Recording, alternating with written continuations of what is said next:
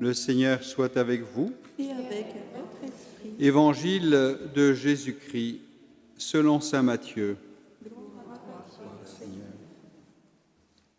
En ce temps-là, Jésus disait à ses disciples : « Demandez, on vous donnera. Cherchez, vous trouverez. Frappez, on vous ouvrira. En effet, quiconque demande reçoit. Qui cherche trouve. À qui frappe, on ouvrira. » Ou encore, lequel d'entre vous donnera une pierre à son fils quand il lui demande du pain?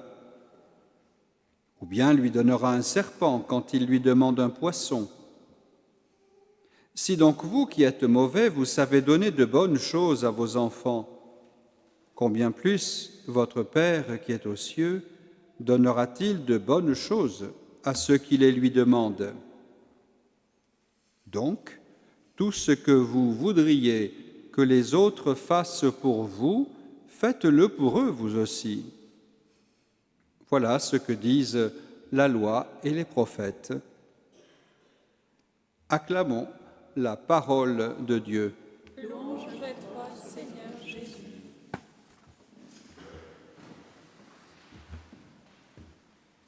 Le temps du carême n'est pas un temps de passivité, comme s'il suffisait d'attendre que le temps passe pour fêter la joie de la résurrection. Non, c'est un temps d'activité, non pas d'activisme, mais d'activité. Un temps où nous nous décidons à nous mettre en marche. Et nous ne pouvons pas toujours remettre à demain. C'est bien l'invitation qui nous est adressée depuis le début de ce temps de carême. Nous sommes des pèlerins à la suite du Christ. Nous nous laissons guider par sa parole. Et nous recevons de lui la force nécessaire pour faire chaque jour un pas qui nous rapproche de lui et aussi de nos frères et sœurs en humanité. La première prière de cette Eucharistie nous faisait dire « Seigneur, permets-nous de découvrir ce qui est juste, ce qui est bien ». Mais la prière ne s'arrêtait pas là. Une fois que nous avons découvert ce qui est juste, ce qui est bien, donne-nous la force pour l'accomplir. Il ne suffit pas de savoir où est le bien, il nous est demandé d'accomplir ce bien. Et la prière continuée fait en sorte que pendant ce temps de carême, et en particulier aujourd'hui, nous essayons de mettre notre vie en conformité avec ta parole, avec ta volonté. Eh bien voilà le chemin de conversion que nous sommes invités à vivre aujourd'hui. Mettre notre vie dans ce qu'elle est au quotidien, dans ce qu'elle a de banal et d'extraordinaire à la fois, mettre notre vie en conformité avec la volonté du Seigneur. Et quelle est cette volonté du Seigneur? Jésus vient de nous le dire. Demandez, cherchez, frappez.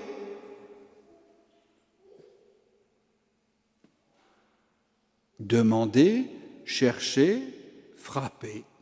Et cela nous rappelle que nous sommes encore en marche, justement. Nous avons besoin de découvrir encore. Nous avons besoin de nous laisser séduire encore par ce Seigneur qui vient à notre rencontre. Nous avons besoin encore de frapper à la porte de son cœur pour recevoir de lui toute grâce et toute paix. La vie de la foi, la vie dans la foi, c'est une vie en marche, une vie de pèlerinage, non pas une vie de possession, mais une vie de recherche. Gare à nous si nous avons l'impression de tout savoir du Christ, ça y est, désormais je sais tout de lui, je peux vivre sur mes lauriers. Non. La vie chrétienne, c'est une vie qui est sans cesse en recherche. Et dans une de ses méditations, saint Augustin disait « Tu nous as cherchés, Seigneur, pour que nous te cherchions. Tu viens à notre rencontre pour que nous soyons éveillés à ce désir de te rencontrer. » Nous sommes des chercheurs de Dieu. Et cela ne s'arrêtera jamais tant que nous ne serons dans le face-à-face. Alors là, nous ne chercherons plus, nous serons en sa présence. Mais pour l'instant, tant que notre vie de pèlerinage se poursuit, nous sommes des chercheurs. Et ce que dit Jésus fait écho à ce que les prophètes avaient déjà annoncé. Cherchez Dieu de tout votre cœur. Et en réponse à ces chercheurs que nous sommes, Dieu nous dit, je me laisserai trouver par vous. Cherchez afin de trouver. Et lorsque nous aurons trouvé, cherchons encore, parce qu'il y aura encore à découvrir. La recherche n'est jamais terminée.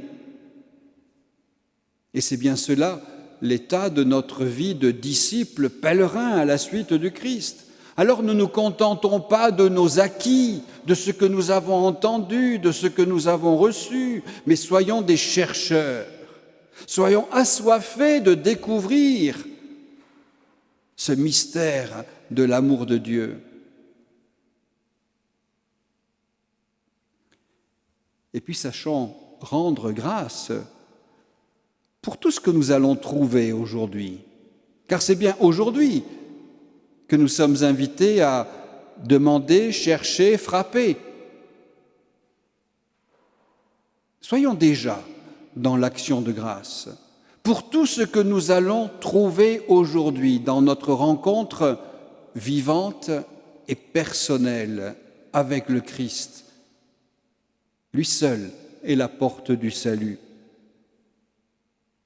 Demander, cela signifie que nous prenons conscience de notre pauvreté. Et cela ne nous est pas toujours aisé de reconnaître cela. Il y a des manques en moi. Et c'est bien ce que nous disons dans la prière reçue de Jésus. Donne-nous aujourd'hui. Pardonne-nous. Ne nous laisse pas entrer en tentation. Délivre-nous.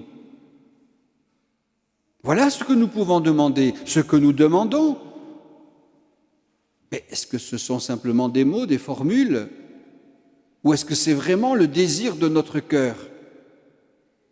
Pour aujourd'hui, pour accomplir notre vocation baptismale aujourd'hui, pour être aujourd'hui rayonnant de l'amour du Christ auprès de celles et ceux que nous rencontrons.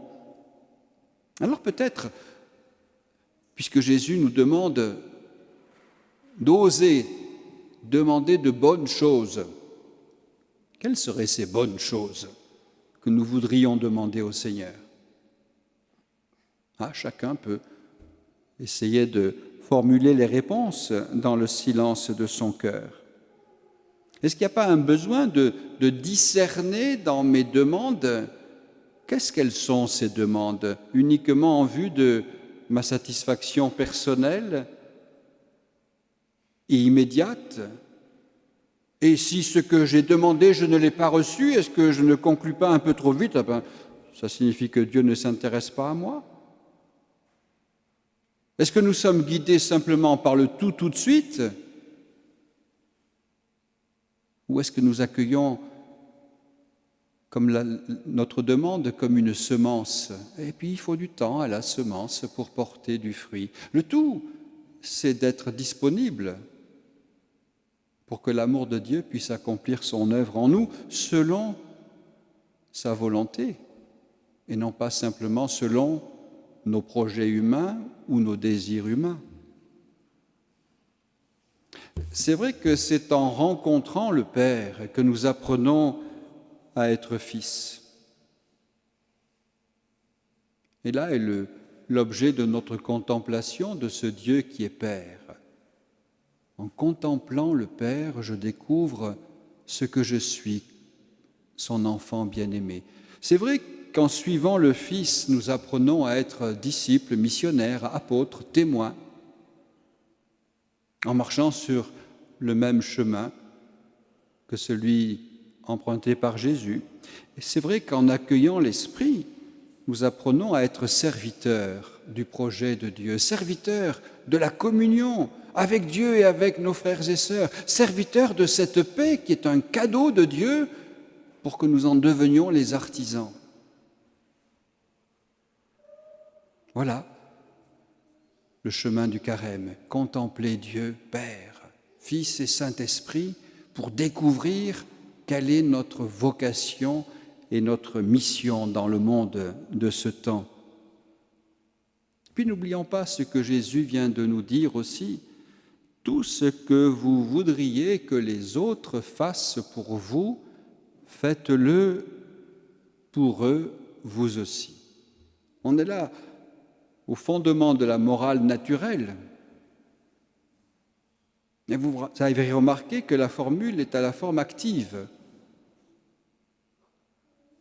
Non pas simplement « ne fais pas le mal », mais « fais le bien ». Notre vocation n'est pas simplement d'éviter le mal. Notre vocation première, c'est de faire le bien. Et c'est ce que nous dit Jésus. Si vous voulez que les autres vous fassent du bien, faites-le aussi pour eux. Et peut-être que notre mission sur ce terrain-là, c'est de prendre l'initiative, ne pas attendre que l'autre m'ait fait du bien pour que moi je lui en fasse. Et en cela, nous serons aussi les disciples de ce Dieu qui est toujours le Dieu de l'initiative. Avant même que nous l'ayons aimé, il nous a aimés. Alors que nous étions pécheurs, il nous a sauvés. Là, l'initiative est de son côté, et puisque nous sommes à son image et à sa ressemblance, cela pourrait indiquer que nous sommes aussi du côté de l'initiative. Tu veux être aimé? Eh bien, aime. Tu veux être respecté? Eh bien, respecte. Tu veux être accueilli? Eh bien, accueille. Voilà, mettre notre vie en conformité avec la volonté du Seigneur. C'est ce que nous lui avons demandé dès le début de cette célébration. C'est l'objet de notre prière. Mais voilà ce que nous pouvons lui demander concrètement. Cette parole que j'ai entendue, Seigneur, donne-moi de la mettre en pratique. Donne-moi de vivre, finalement, ce commandement que tu nous as laissé, comme je vous ai aimé, aimez-vous les uns les autres. C'est tout simplement cela, la vie chrétienne, finalement. Comme le Seigneur nous a aimés, aimons-nous les uns les autres. Et Jésus dira même que c'est à cela que l'on reconnaîtra ses disciples. Non pas ceux qui sont capables de faire de belles théories, de présenter de beaux projets, mais d'abord, aimez-vous les uns les autres comme je vous aime. Et voilà le signe distinctif. Et cela nous rappelle aussi que l'amour à ce niveau-là n'est pas simplement un sentiment passager. L'amour, c'est d'abord une action. Ce que tu voudrais que les autres fassent pour toi, fais-le pour eux, toi aussi. Voilà l'action qui est signe de notre amour. Et c'est bien cela que, d'une certaine manière, dans ce qui était sa vie, la reine Esther a vécu. Elle est confrontée à sa fragilité devant la mission qui lui est confiée. Que fait-elle? Dieu d'Abraham, Dieu d'Isaac, Dieu de Jacob, donne-moi ta force, viens en moi, pour que l'action que je suis invité à accomplir soit signe de ton amour. Essayons d'avoir la même attitude que la reine Esther, essayons de mettre en pratique cette parole d'Évangile. Ainsi, nous continuerons notre marche sur ce chemin du carême.